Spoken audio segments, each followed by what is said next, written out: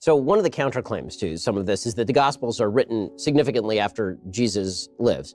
Even the earliest Gospel is written, 70 CE?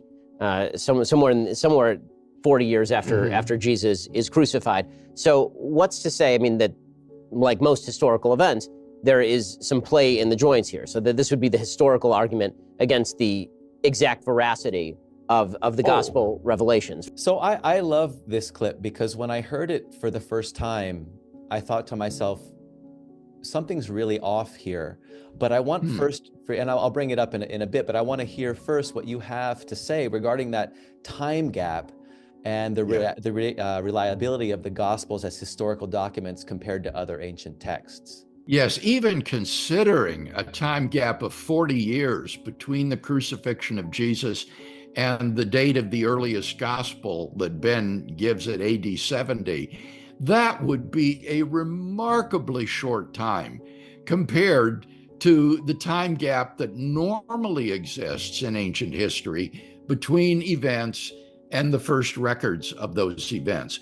For example, the earliest biographies that we have of Alexander the Great were written by Arrian and Plutarch 400 years after Alexander's death.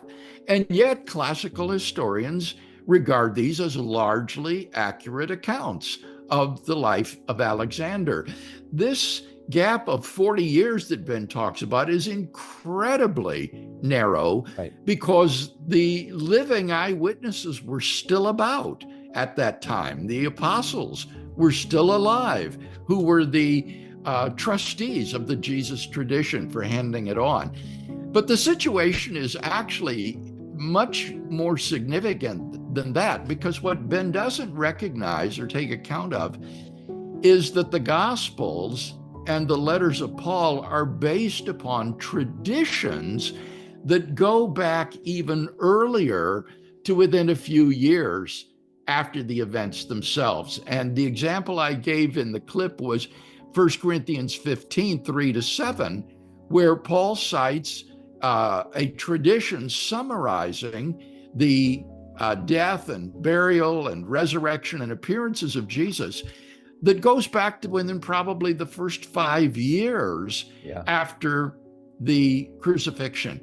And therefore, it simply becomes idle to speak of legends in a case like that. You are dealing with oral history. Absolutely. That's an amazing point that you just made, because the early dating of Paul's letters is really important. But from a Jewish perspective, we have strong parallels for trusting oral traditions. We're like an oral tradition religion and faith over long periods. If you take the oral Torah, for example, Ben himself relies on it.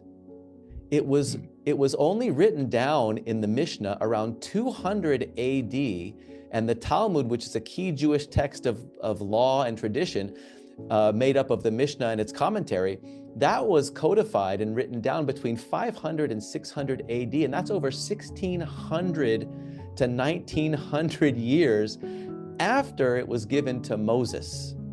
So, yet despite this massive, huge gap, Jewish tradition regards the oral Torah as authoritative and reliable. So, how does this Jewish example of preserving oral tradition for centuries influence how we view the reliability of early Christian documents like the Gospels? Your point is not simply an ad hominem argument against Ben Shapiro, that he's inconsistent in accepting oral Torah but rejecting the Gospels. Rather, your point is an even more important one, and that is that it is relevant to the historicity of the Gospels to consider the care with which Jewish people treated sacred tradition. Right. And you are absolutely right in saying that the skills to memorize great lengths of oral tradition and pass them on word perfect was highly prized. It was developed in the synagogue and in the elementary schools. And it is plausible to think that the apostles would have similarly been very careful to preserve the teachings of Jesus of Nazareth. So in 1 Corinthians 15, the passage that I alluded to a moment ago, where Paul summarizes the death, burial, resurrection, and appearances of Jesus, he uses the technical terms for the Jewish transmission of sacred tradition. He says, I handed on to you Right. what I also had received. And then he quotes this oral tradition summarizing the passion and resurrection of Jesus.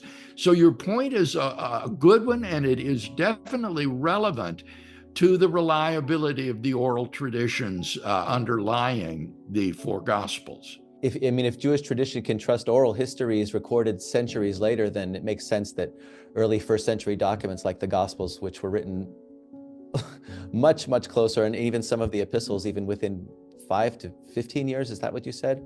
Yes, within 5 years, the traditions that Paul quoted that I just mentioned. Yeah, so I mean, we can say with that, that's evidence that the Gospels hold really strong historical credibility. And I think too, as well, Jeff, the so-called pre-Markan Passion story, that is to say, the source that Mark used in writing his Gospel, also goes back to within the first decade after Jesus' death. So these are incredibly early sources, and they are independent of one another, so that you have multiple early independent attestation of the events of Jesus' passion and crucifixion.